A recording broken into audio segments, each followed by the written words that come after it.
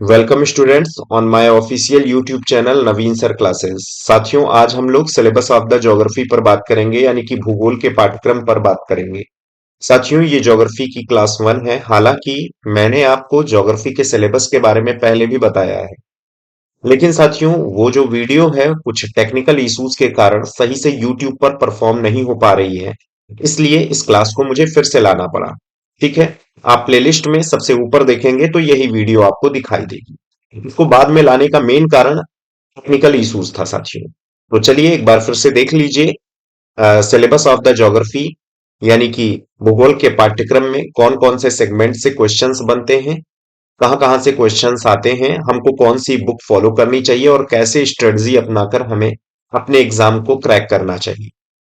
साथियों, यदि आपको पूरा पीडीएफ चाहिए सिलेबस का तो इस नंबर पर आप व्हाट्सएप करके पूरे के पूरे सिलेबस को एज ए पीडीएफ मंगा सकते हैं। साथियों, ये जो भी हमारी क्लासेस जा रही हैं ये बाइलिंगुअल जा रही हैं, दोनों भाषाओं में जा रही हैं। चलिए तो समय को वेस्ट ना करते हुए आगे बढ़ते हैं। जैसा कि साथियों आप बहुत अच्छे से जानते हैं कि हम लोग एक तरीके से अगर हम यूपीएससी सीएससी के एग्जाम की सिर्फ बात करें, फिर अभी हम यूपी पीसीएस पर बात करेंगे, फिर एनडीए एग्जाम, फिर सीडीएस एग्जाम और अदर वनडे एग्जाम पर बात करेंगे, उनके सिलेबस पर बात करेंगे। तो आइए देखते हैं। वैसे हमें ये जो वीडियो है ज्योग्राफी के सिलेबस के पॉइंट ऑफ व्यू से बात करनी है, लेकिन उसी के साथ साथ हम ये भी देख लेंगे प्रारंभिक परीक्षा, मुख्य परीक्षा, इंटरव्यू कितने नंबर का आ रहा है और कहां पर ज्योग्राफी का विशेष रोल है। तो आप जानते हैं जैसे प्रीलिम्स परीक्षा की बात करें तो साथियों जीएस का पेपर, इसमें एक तरीके से दो पेपर हैं, एक तो सी सैट का, दूसरा जीएस का पेपर है जो कि 200 मार्क्स का है। सी सैट का भी 200 मार्क्स का है। सी सैट वाला पेपर क्वालिफाइंग पेपर है, ये आपको पता होगा। साथियों, मुख्य परीक्षा की बात करें तो क्वालिफाइंग पेपर में एक इंग्लिश का होता है, दूसरा लैंग्वेज का होता है, इन अदर इंडियन लैंग्वेज। सामान्य अध्ययन की बात करें तो इसमें जीएस के पेपर, चार पेपर होते हैं साथियों, जिसमें एक, चार पेपर और साथ में एक निबंध का पेपर होता है जो 250 मार्क्स का है। नीचे सारे नंबर्स भी दिए हैं। जीएस के हर एक पेपर का जो नंबर हो है 250 मार्क्स का है साथियों, ये चीज याद रखिएगा। इंटरव्यू 275 मार्क्स का है। वैकल्पिक विषय की बात करें तो यूपीएससी सीएससी में अभी वैकल्पिक विषय को हटाया नहीं गया है जिस समय ये वीडियो रिकॉर्ड हो रही है। अब आगे आने वाले समय में कोई परिवर्तन होगा तो वो अगला हम आपको आगे परफॉर्म कर, मतलब एक तरीके से आगे रिस्पॉन्स करेंगे, आपको बताएंगे। वैकल्पिक विषय की बात करें तो चाहे वो कोई भी सब्जेक्ट हो, उसके दो पेपर होते हैं साथियों, 250 मार्क्स के। ठीक है, यही चीज आपको यहाँ इंग्लिश में मैंने बता दी है कि यूपीएससी में जो क्वालिफाइंग पेपर है, ऐसे जनरल स्टडीज के पेपर हैं, उसमें क्या क्या है, यही चीज मैं जो अभी यहाँ मैं हिंदी में बताने का प्रयास किया था वही आप यहाँ पर इंग्लिश में देख सकते हैं। जनरल स्टडीज पेपर फर्स्ट, ये भी 200 मार्क्स का है साथियों। ये सी सेट पेपर भी 200 मार्क्स का है। ठीक है, क्वालिफाइंग पेपर में इंग्लिश और इंडियन लैंग्वेज की बात करें तो ये आप देख रहे हैं 300 मार्क्स के हैं। ऐसे वगैरह पर बात करें 250 मार्क्स, और पेपर जीएस पेपर की बात करें तो चार पेपर होते हैं 250 मार्क्स के। ठीक है, आगे हम लोग बढ़ते हैं। ये साथियों 2015 से 2023 तक जो डिफरेंट सब्जेक्ट हैं यूपीएससी में आए हुए, मतलब दो जो भी डिफरेंट सब्जेक्ट हैं वहां हमें किसको कितना फोकस करना चाहिए, ये इस पर आप अंदाजा लगा सकते हैं। अगर हम सिर्फ ज्योग्राफी की बात करें तो वहीं 2015 में 16 क्वेश्चन, 2016 में 7 क्वेश्चन, 17 में 9 क्वेश्चन। देख रहे हैं आप, धीरे धीरे बढ़ता गया है ग्राफ। ठीक है, 2019 में 14, फिर अचानक आप देख रहे हैं 2022-23 में वही 2015 के हिसाब से 16 क्वेश्चन कर दिए हैं।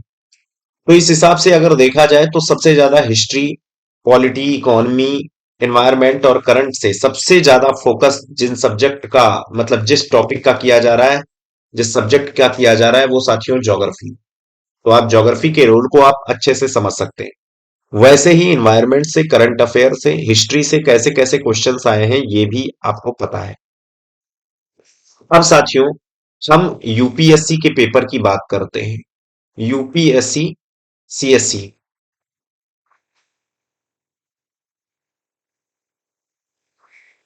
कि प्री के एग्जाम की बात करें तो साथियों यहां पर एक चीज ध्यान में रखिए, मैं यहां पहले ही बता दे रहा हूं, यूपीएससी पेपर हो या साथियों यूपीपीसीएस हो, यहां पर एक चीज ध्यान में रखिएगा। एक तो इंडियन ज्योग्राफी पूछ रहे हैं, दूसरा वर्ल्ड ज्योग्राफी पूछ रहे हैं, ठीक है, साथ में फिजिकल ज्योग्राफी पूछ रहे हैं, दूसरा इकोनॉमिक ज्योग्राफी पूछ रहे हैं।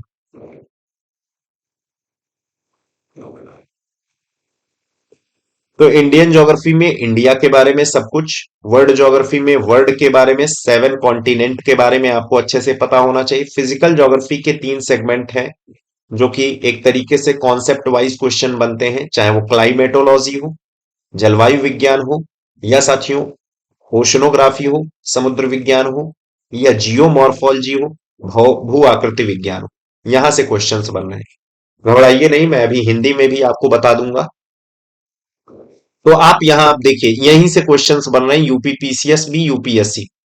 अगर इतना पोर्शन कवर कर दे रहे हैं, सब कुछ इसमें कंप्लीट है। अब यहां अब आप खुद ही देख लीजिए साथियों, अगर हम इंडियन वर्ल्ड ज्योग्राफी, केवल अगर हम ज्योग्राफी की बात करें जिसमें physical, social, economic geography of India and the world, क्या है, फिजिकल ज्योग्राफी आपको पढ़ना ही पड़ेगा, वर्ल्ड ज्योग्राफी आपको पढ़ना पड़ेगा, इंडियन ज्योग्राफी पढ़ना पड़ेगा, ये तो मैंने पहले ही बता दिया। सोशल ज्योग्राफी में कुछ नहीं है, सिर्फ आपको करंट से अपडेट होना होगा, करंट अफेयर से अपडेट होना, जो कि आपको पढ़ना ही, current event and national and international important, ये जब आप पढ़ ही रहे हो तो सोशल को अलग से पढ़ने की जरूरत नहीं है। ये करंट आपका दो काम करेगा, एक तो सोशल ज्योग्राफी और इकोनॉमिक ज्योग्राफी दोनों में हेल्प करेगा।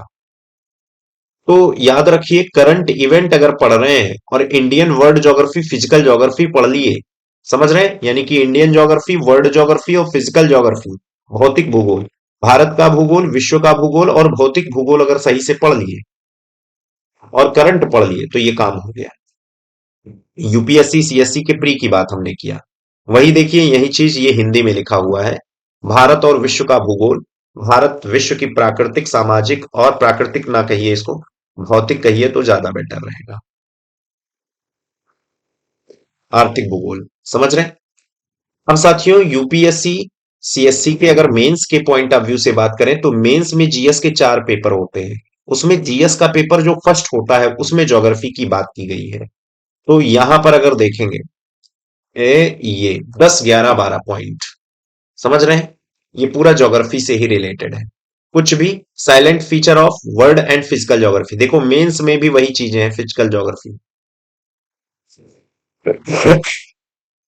distribution of key natural resources across the world including South Asia and Indian subcontinent, factor responsible for the location, primary secondary tertiary, ये इकोनॉमिक ज्योग्राफी का सेगमेंट है, ये आपका कवर कर दिया जाएगा, समझ रहे हैं। यानी कि यदि आप इकोनॉमिक सब्जेक्ट भी पढ़ते हो तो भी ज्योग्राफी को उससे कोरिलेट करके ये काम, क्योंकि primary sector, secondary sector, tertiary sector geography से भी जुड़ा हुआ है, इकोनॉमी से जुड़ा हुआ है, अगर आप वहां से इसको कवर कर रहे हो भी ये पॉइंट इकोनॉमिक्स वाले सेगमेंट से भी कवर हो जाएगा। और फिर यहां पर देख लीजिए important geophysical phenomena, earthquake, tsunami, volcanic activities है, ठीक है, साथ में geographical feature, their location change and critical geographical feature including water bodies, ice caps and flora fauna such as, यानी कि एक तरीके से ये इन्वायरमेंट और ज्योग्राफी से जुड़ा हुआ, ये जो 12वें नंबर पर है ये इन्वायरमेंट और ज्योग्राफी से जुड़ा हुआ मुद्दा है, ये केवल ज्योग्राफी से जुड़ा हुआ मुद्दा है, ये साथियों ज्योग्राफी और इकोनॉमिक से जुड़ा हुआ मुद्दा है। अब देख लीजिए यूपीएससी सीएससी सिर्फ एक सब्जेक्ट से ही नहीं क्वेश्चन बनाता है, जबकि सब्जेक्ट को जोड़कर बनाता है। जब वही हम पीसीएस के सिलेबस की बात करें तो आप इसमें भी आप देख सकते हैं, जनरल जब हम प्री की बात करते हैं तो एक 150 नंबर का, एक 100 मार्क्स का होता है, सी सैट 33% क्वालिफाइंग नंबर का होता है, 150 क्वेश्चंस का होता है, 100 क्वेश्चन जो 200 मार्क्स के होते हैं, मैंने शायद इसको नंबर में बोल दिया है, ठीक है। और फिर उसके बाद मेंस की सिलेबस की बात करें तो जीएस के इसमें भी 4 पेपर होते हैं। साथियों यहाँ ऑप्शनल सब्जेक्ट हट चुका है, यहाँ यूपी के बारे में क्वेश्चंस आते हैं, उत्तर प्रदेश विशेष के बारे में पढ़ते हैं। यानी कि अगर आप ज्योग्राफी पढ़ रहे हो तो अच्छे से उत्तर प्रदेश की ज्योग्राफी आपको पढ़ आनी चाहिए। अगर आप इतिहास पढ़ रहे हो, हिस्ट्री पढ़ रहे हो, तो आपको अच्छा खासा इतिहास के बारे में, यूपी के इतिहास के बारे में पता होना चाहिए। यानी कि जो भी सेगमेंट आप पढ़ रहे हो उसमें उत्तर प्रदेश विशेष को आपको देखना ही पड़ेगा। समझ रहे हैं? यहाँ उसके नंबर्स दिए हुए हैं, ये मैं बार बार, आप अगर इसके एस्पेरेंट्स हैं, इसको आप पढ़ते हैं तो आप सिलेबस को जानते हैं। ड्यूरेशन भी बता दिया गया है। अगर यूपी पीसीएस के प्री के एग्जाम की बात करें तो साथियों यहाँ देखिए, भारत और विश्व का भूगोल, भारत विश्व भौतिक सामाजिक आर्थिक भूगोल की बात की गई है। ठीक है, अब वही चीज मैंने बताया ना, भारत और विश्व का भौतिक, भारत और विश्व का भूगोल, यानी कि आप देख लीजिए इंडियन और वर्ल्ड ज्योग्राफी, साथ में भौतिक भूगोल। सामाजिक आर्थिक भूगोल कैसे आएगा? आप इकोनॉमिक्स पढ़ लेंगे तब भी आ जाएगा, हालांकि इकोनॉमिक ज्योग्राफी का पोर्शन भी हम पढ़ाएंगे। समझ रहे हैं? उसके बाद अगर वही चीज को हम इंग्लिश में बताएं तो यहां पर देख लीजिए, वही चीज लिखी गई है, Indian world geography, physical social economic geography of the India and world. समझ रहे हैं? यहां जो हमने बात की है साथियों,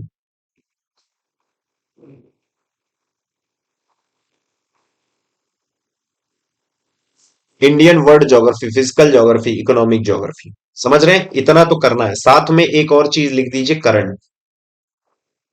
ये आपको मजबूरन ही पढ़ना पड़ेगा। तो करंट जब आप कर ही रहे हैं तो सोशल ज्योग्राफी उसी में आ जाएगा। इकोनॉमिक ज्योग्राफी का अधिकांश पोर्शन करंट्स के द्वारा कवर कर दिया जाएगा। समझ रहे हैं?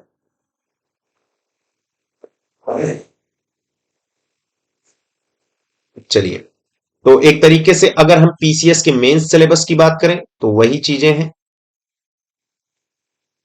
अगर हम मेंस के सिलेबस की बात करें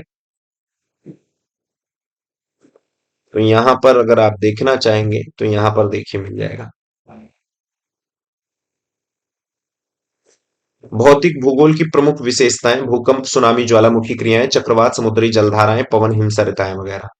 भारत के समुद्रिक संसाधन, उनकी संभाव्यता। दूसरा, विश्व के प्राकृतिक संसाधनों का वितरण की बात यहां पर की गई है। ठीक है। जल, मिट्टी, वन, दक्षिण पूर्व एशिया, भारत के संदर्भ। ये वही वही सारी चीजें करंट करंट से, और जो मैंने आपको बताया। ठीक है, यहां पर आप देख लीजिए, वही चीज इंग्लिश में लिखी गई है।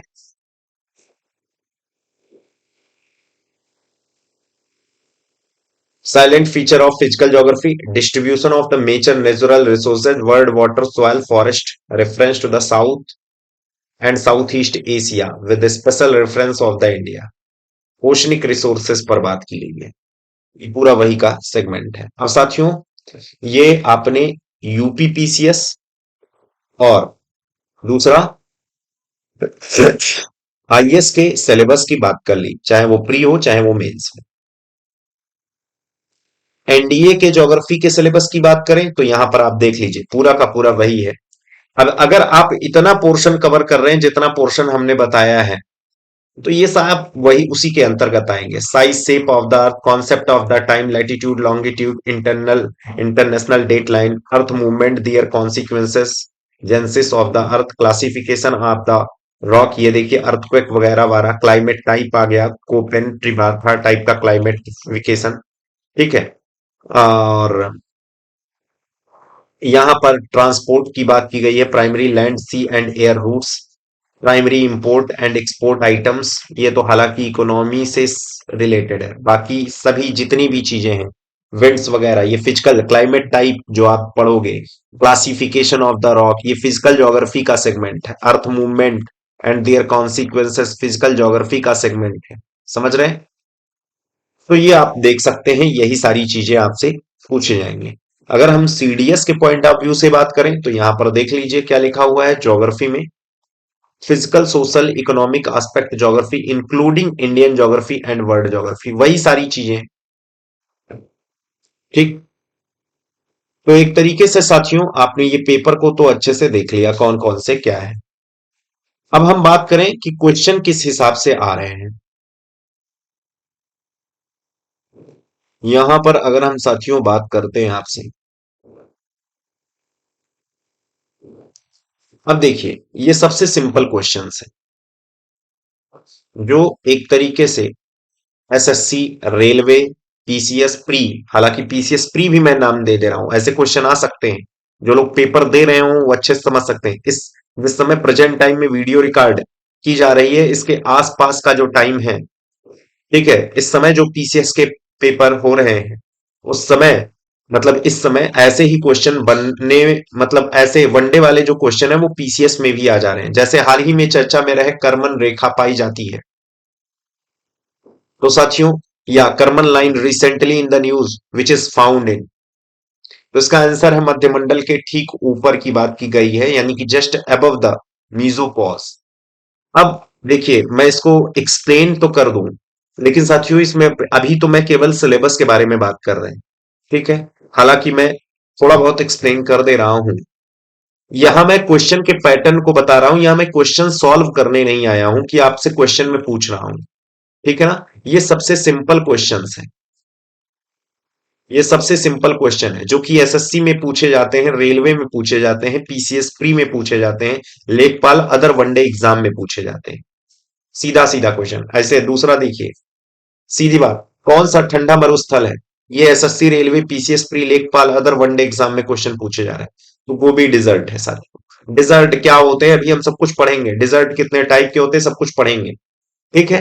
वैसे ही ये कर्मन रेखा क्या होती है, कितने मतलब एटमॉस्फेयर में कितने स्फीयर पाए जाते हैं, ये सब पर अभी हम बात करेंगे। अभी हम सिर्फ ये देख रहे हैं कि क्वेश्चन किस हिसाब से आ रहे हैं। तो साथियों एसएससी, रेलवे, पीसीएस प्री, लेखपाल अदर वनडे एग्जाम के जो क्वेश्चन का पैटर्न है यही है, ठीक है। जब हम बढ़ जाते हैं एनडीए सीडीएस की तरफ या यूपीएससी सीएससी की तरफ, तो इस तरीके से असर्शन और रीजन वाले क्वेश्चन आना चालू हो गए। इस समय की बात कर रहे हैं, ये ध्यान में रखिए। जो इस समय वीडियो आपको दी जा रही है उसके आसपास के एग्जाम, मतलब उसके आसपास में जितने एग्जाम हुए हैं उसकी बात कर रहे हैं। सामान्य रूप से पृथ्वी पर आग्नेय शैल सबसे अधिक मात्रा में पाई जाती है। पृथ्वी की भूपर्पटी पर 2/3 भाग इन शैलों से बना है। अब देखिए साथियों, हो सकता है आपको पहला कथन समझ में आ गया हो, पहला सही है, ठीक है।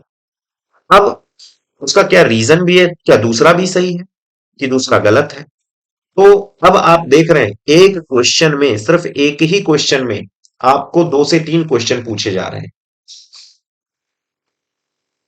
तो इस टाइप के जो भी क्वेश्चन है, मैं अपना एक तरीके से वीडियो हटा दे रहा हूं ताकि आपको अच्छे से दिखे।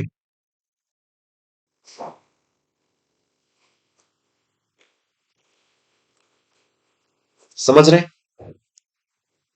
हट गया मेरा वीडियो। हाँ, ये इस टाइप के जो क्वेश्चन है साथियों, ये एनडीए में पूछे जा रहे हैं, सीडीएस में पूछे जा रहे हैं, सीएपीएफ में पूछे जा रहे हैं, पीसीएस एग्जाम भी इसको फॉलो, तो याद रखना पीसीएस एग्जाम इसको भी फॉलो करता है। ये वदर जो वनडे एग्जाम वाला है इसको भी फॉलो करता है। पीसीएस एग्जाम में कुछ क्वेश्चन ऐसे भी होते हैं, यानी कि ऐसे भी कुछ क्वेश्चंस हैं, ये चीज ध्यान में रखना, एक तरीके से भी क्वेश्चंस हैं। पीसीएस दोनों को फॉलो कर रहा है, ज्यादातर क्वेश्चंस जो उनके हैं वो ये वाले हैं साथियों, पीसीएस वाले ये ज्यादातर क्वेश्चन है, लेकिन कुछ क्वेश्चन अब ये भी डाल रहे हैं, ऐसे भी डाल रहे हैं। एनडीए का कहें, सीडीएस का कहें, सीएपीएफ का, ये तो पहले से पैटर्न ही है, यानी कि यूपीएससी इसी पर क्वेश्चन बनाता है। हालांकि यूपीएससी सीएससी में थोड़ा सा बदलाव और आ गया है, वो कई स्टेटमेंट देगा, पहला, दूसरा, तीसरा, चौथा। अब उसमें पूछेगा इस मतलब इस चारों सेंटेंस में 2 सेंटेंस सही हैं कि 3 सेंटेंस सही हैं कि एक सेंटेंस सही है कि इसमें से कोई भी सही नहीं है, इस टाइप में। यानी कि जिस हिसाब से पेपर का पैटर्न आ रहा है ये आपको मैंने शो करा दिया साथियों, समझ रहे हैं? अब ये ध्यान में रखना, जितने वनडे एग्जाम के क्वेश्चंस आ रहे हैं अब धीरे धीरे उनका पैटर्न भी चेंज होता जा रहा है, समझ रहे हैं? अब बहुत आसान क्वेश्चन ये वनडे में नहीं रखते हैं, अब उनका जो पैटर्न है थोड़ा सा टफ होता जा रहा है। ये बात क्लियर? तो आपने पेपर में किस हिसाब से क्वेश्चन आ रहे हैं ये चीज ध्यान में रखिए और उस हिसाब से तैयारी भी करिए। तो इन सबको देखते हुए ये जितने हमने सब कुछ पर बात कर लिया, कैसे क्वेश्चन आते हैं कैसे क्या, अल्टीमेटली हमको पढ़ना क्या है? देखिए साथियों,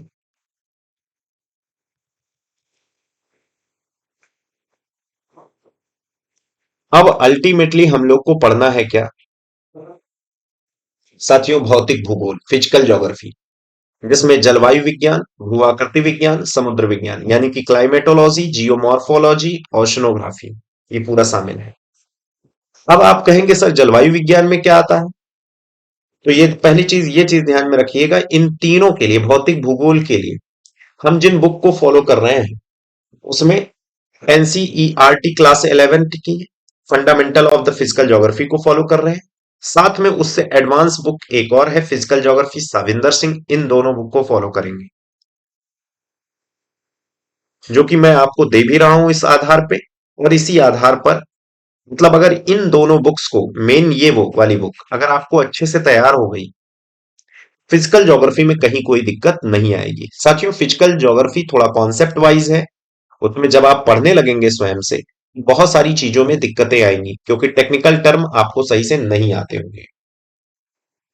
जलवायु विज्ञान में बात करें तो साथियों, इसमें एटमॉस्फेरिक ऑर्गेनाइजेशन या atmospheric composition, two major event related environment, global warming, ozone depletion, ये थोड़ा सा नीचे आ गया है, ये ध्यान में रखना का। एटमॉस्फेरिक लेयर, ठीक है, हवाएं उनके प्रकार, इसमें प्राइमरी विंड्स पर बात करेंगे, primary atmospheric circulation, permanent wind जैसे ट्रेड विंड हुआ, वेस्टर्लीज विंड हुआ, पोलर ईस्टर्लीज हुआ, रोरिंग फोर्टीज, फ्यूरियस फिफ्टीज वगैरह। प्राथमिक वायुमंडलीय हवाएं जैसे व्यापारिक हवाएं, पछुआ हवाएं, गरस्ती चालीसा, प्रचंड पचासा वगैरह।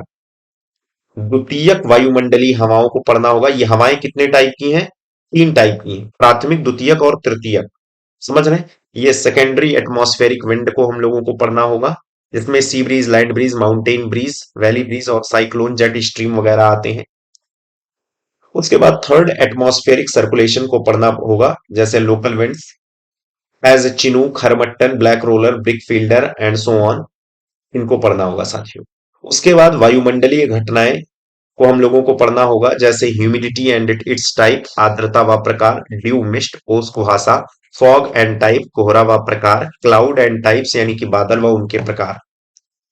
उसके बाद साथियों, El Nino, लानीनो, इंसो, Indian ocean dipole, विभिन्न जलवायु के प्रकार हम लोगों को पढ़ना है। इस तरीके से हमारा क्लाइमेटोलॉजी वाला सेगमेंट कंप्लीट होता है।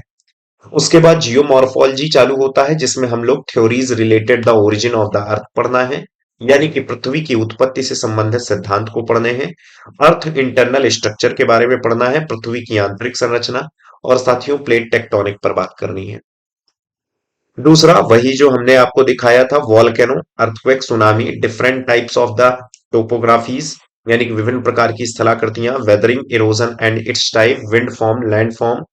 ठीक है, विंड फॉर्म एक तरीके से, हाँ, वायु द्वारा बनने वाली स्थलाकृतियां, land form by the glaciers, हिमानियों के द्वारा बनने वाली स्थलाकृतियां, नदियों के द्वारा बनने वाली स्थलाकृतियां, ठीक है, रिवर्स के द्वारा।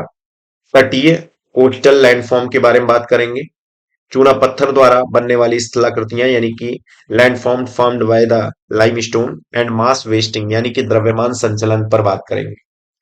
साथियों, समुद्र विज्ञान की जब बात करें तो इसमें हम लोग क्या देखेंगे, महासागरीय तापमान यानी कि सागरों के तापमान पर बात करेंगे, ओशनिक टेम्परेचर। महासागरीय लवणता पर बात करेंगे, ओशनिक सैलिनिटी।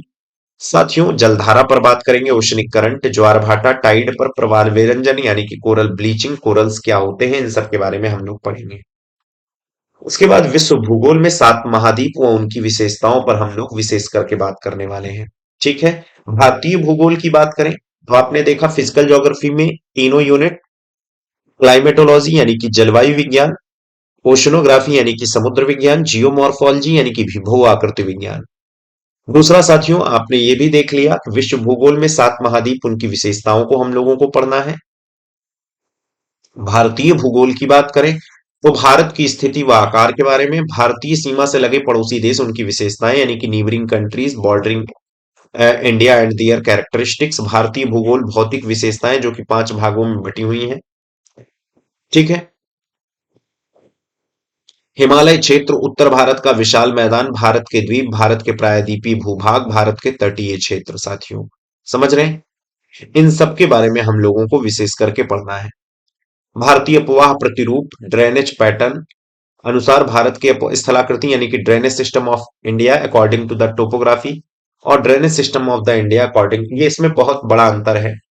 यूपीएससी सीएससी जो क्वेश्चन पूछता है अपवाह प्रतिरूप से पूछता है, स्थलाकृतियों के अनुसार भारत का अपवाह तंत्र, वो ये नहीं पूछता है गंगा की सहायक नदियां बताइए, ब्रह्मपुत्रा की सहायक नदियां बताइए, ब्रह्मपुत्रा कहाँ से निकलती है कहाँ जाती है, इन सब पर क्वेश्चन कम आते हैं। लेकिन हाँ, सेंट्रिपिटल ड्रेनेज पैटर्न बताइए, यानी कि अभिकेंद्रीय अपवाह प्रतिरूप बताइए, अपकेंद्रीय अपवाह प्रतिरूप बताइए, सेंट्रीफ्यूगल ड्रेनेज पैटर्न पर बात करेगा। समझ रहे हैं? और एक तरीके से अनुवर्ती नदियां, एंटीसीडेंट रिवर, समझ रहे हैं? इन सब पर पूर्ववर्ती नदियां, सुपर इम्पोज्ड रिवर, इस टाइप की नदियों पर बात करते हैं। भारत की झीलों पर question, lakes of the India, बहुउद्देशीय परियोजनाएं, मल्टीपर्पज प्रोजेक्ट, भारत की जलवायु, climate of the India, Koppen के अनुसार तो जरूर पूछता है। सीधे क्वेश्चन आ जाता है, बताइए सीएचडब्ल्यू टाइप का क्लाइमेट कहाँ है, सीबीडब्ल्यू टाइप का क्लाइमेट कहाँ है, इस टाइप की। भारतीय मृदा, इंडियन सॉइल, अंतरराष्ट्रीय मृदा, बहुत इंपॉर्टेंट, आजकल तो पैटर्न बन गया है इंटरनेशनल सॉइल पर बात करने। वैसे वो लैटेराइट पर नहीं बात करेगा, वो एलुवियल सॉइल पर बात नहीं करेंगे, वो सीधे बात करेंगे, बताइए इंसेप्टिसोल्स क्या होते हैं, समझ रहे हैं? चेरनोजम क्या होते हैं, चेस्टनट सॉइल किसे कहते हैं, इस टाइप की। कृषि, एग्रीकल्चर, खनिज, अयस्क संसाधन, मिनरल और रिसोर्सेज, भारतीय बंदरगाह व यातायात, इंडियन पोर्ट्स एंड ट्रांसपोर्ट साथियों। ठीक है, तो एक तरीके से आपने ये देख लिया साथियों, मेनली हमको क्या किस पर विशेष फोकस करना है, फिजिकल ज्योग्राफी के तीनों पार्ट, जिसमें क्लाइमेटोलॉजी है, ओशनोग्राफी है और जियोमॉर्फोलॉजी है, यानी कि जलवायु विज्ञान है, समुद्र विज्ञान है और भू आकृति विज्ञान है। उसके बाद साथियों इंडियन ज्योग्राफी को पूरा फोकस करना है, उसके बाद वर्ल्ड ज्योग्राफी को पूरा फोकस करना है। अगर ये सारी चीजें आपने पढ़ लिया, साथ में करंट आपने अच्छे से कर लिया साथियों, तो आपका हो जाएगा। अब आपका क्वेश्चन है सर इकोनॉमिक ज्योग्राफी, तो साथियों जब इंडियन ज्योग्राफी पढ़ेंगे तो इसका इंडियन इकोनॉमी पर क्या इंपैक्ट है, साथ में इंडियन ज्योग्राफी, यानी कि एक तरीके से जब हम इंडियन ज्योग्राफी पढ़ेंगे तो उसका इकोनॉमिक पार्ट देख लेंगे। ऐसे जब वर्ल्ड ज्योग्राफी पढ़ेंगे तो उसका इकोनॉमिक पार्ट देख लेंगे, तो इकोनॉमिक ज्योग्राफी हो जाएगी। करंट को अपडेट कर दिए तो साथियों सोशल ज्योग्राफी और इकोनॉमिक ज्योग्राफी में बूस्टअप मिलेगा। ठीक है, उम्मीद है साथियों आपको बेहतर समझ में आया होगा, समय जरूर लगा लेकिन आपको बहुत अच्छे से समझ में आ गया होगा। तो साथियों आज के लिए इतना ही रखते हैं, फिर अगली क्लास में मिलेंगे। जय हिंद, जय भारत।